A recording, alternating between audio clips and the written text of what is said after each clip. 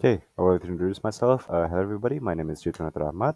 My NPM is 230 and this is my presentation about metallography and HST practicum. And I was given two questions, which are question 7 and questions 7 as well for metallography and HST. I will be explaining those two questions in this, of course, PowerPoint. Let's go to the next slide.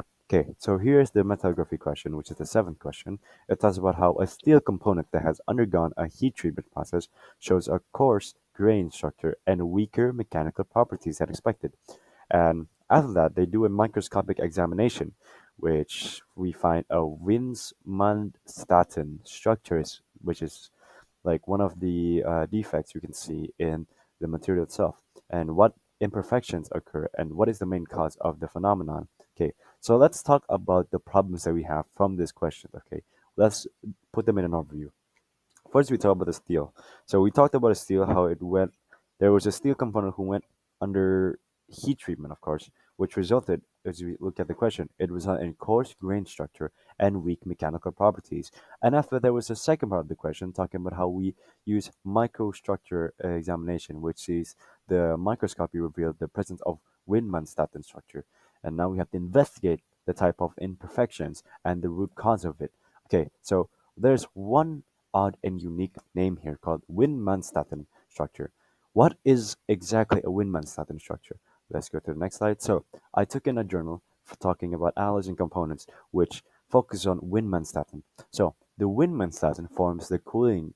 It only forms when the cooling occurs too slowly. So it allows the oriented growth of a secondary phase along the specific crystallography planes within the grains. So we can see in the image there's the grain and the crystallography going to one side, and there's another one that's also going through the horizontal line, and there's one going vertically. It's going above each other. So this is what we call the secondary phase, and it makes it within the grain. And this structure appears as like needle-like patterns, and like it looks like a metal matrix, of course. And this is associated with this diffusional growth of phases, which is technically like if we look at the steel component, it's like ferrite in an austenite matrix at high temperature during slow cooling. And then let's look at, so we see this image, of course, it doesn't look that bad, but we have to know the material imperfections and mechanical effects of Windman-Statten. Here we talk about that exactly.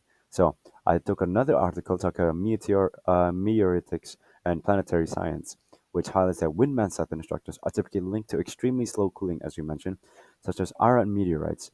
In industrial steels, uncontrolled or overly slowed cooling during heat treatment and promotes excessive grain growth, as we see the grain growing bigger and bigger, while the other ones stay normal size and having different imperfections. So the coarse grains that it makes, it reduces the mechanical strengths because with the coarse of the grains, it makes fewer grain boundaries. As we know, grain boundaries are what makes the material more stronger. Grain boundaries are the outside part of the grain, which are like the lines you see, and it makes different. It makes multiple amounts when it's in the right order and when it's not in the right order, and they are also present because of them having lower grain boundaries. It can make a crack propagation because of them not having enough lines of the crack grain boundaries.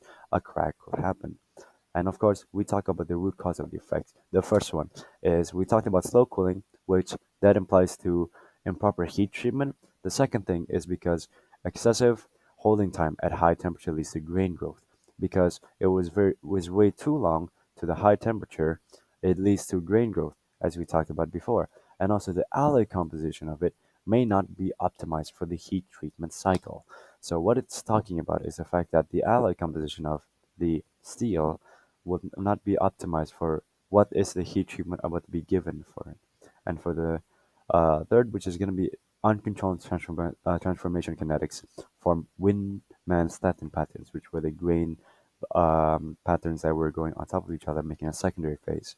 So how do we prevent this Windman-Statten structure, of course? So there's three different ways that I've been taking, which is the controlled cooling rates, which is using accelerated cooling, and when appropriate, bypass the temperature range where Windman-Statten structures tend to form. We have data of how Windman-Statten structures form on different materials and different steel components, we must control the cooling rate. We cannot let it go over or under to make these structures to form. And then the second is optimize heat treatment parameters. We've used the controlled cooling. Now we have to optimize the heat treatment.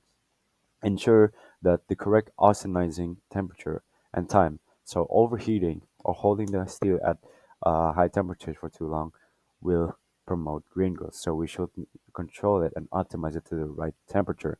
The third is going to be grain refinement techniques, which we add microalloying elements like vanadium, niobium, or titanium that form stable carbides and nitrides, which pin grain boundaries and prevent grain growth.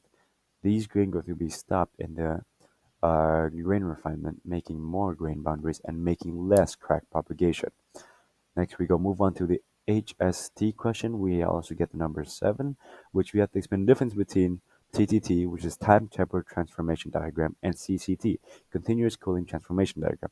And here we talk about the difference, meaning the key difference. We have different aspects. First, you have the cooling type.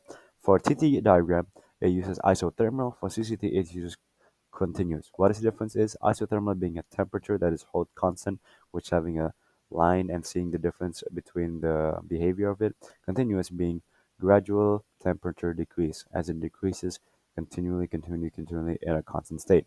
With the application for TTT, it is used for laboratory conditions, which is like fundamental understanding and like research, of course. Meanwhile, CCT, it is used for industrial applications, which uses realistic heat treatments.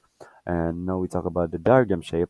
We will see later that the diagrams will be different for CCT and TTT, where TTT looks like a C or nose-shaped curve at the constant temperature, and then for CCT, it curves shift to the right due to slower cooling. The microstructure prediction. So for TTT, it predicts the transformation like perlite, bainite, and martensite under isothermal. We know that perlite is stronger than martensite, but martensite is more brittle, which is used for knives and other material. Meanwhile, CCT predicts structure during realistic cooling, which is martensite and bainite. And then we also have the time axis. For TTT, it uses logarithmic scale. CCT, not only does it use logarithmic scale, it also uses linear scale. And then we go and move on to the illustration. Here we can see that the TTT curve, it goes from the left and then straight constant to the right. Meanwhile, the CCT, it goes up and then it goes right. It does not have a time where it ever goes to the left side of the axis. So why is this exactly? So we have mentioned before where CCT goes to the right, and for the TTT, it has a C shape. As you can see that TTT actually has a C shape. It's going up and to the right. That is a C shape. Meanwhile, the CCT, it is only going like that, like a hill. And as we looked at the differences before, the CCT goes all the way to the right. And if you can see, the TTT, after it goes up to the right temperature, it has a constant rate. Meanwhile, for CCT, the temperature goes up in a continuous pattern. Of course, we have different arrows that indicate things. First, we have the CCT pattern on the middle. So that indicates the boundary where the transformation begins or completes during the continuous cooling. So for the TTT, we can see it has a arrow at the constant rate. So it indicates the same for isothermal transformation here at a higher temperature and earlier time. So we also have 125K and also 250K per second. Those have three meaning the first one is the showing the actual cooling rates. You can see the slope dashed lines, and then at 250, cooling bypasses both curves, meaning martensite likely forms, which martensite is being brittle, and the 125 that is on the CCT curves, the material intersects the CCT curves, meaning the diffusional transformation like bayonet or perlite, which are strong type materials, would may occur. And then here are the references that I've been using. We have 3 references where we have mentioned before. And that is it for my presentation. Thank you very much. This has been wonderful. My name is Rachmat, and thank you very much. Goodbye.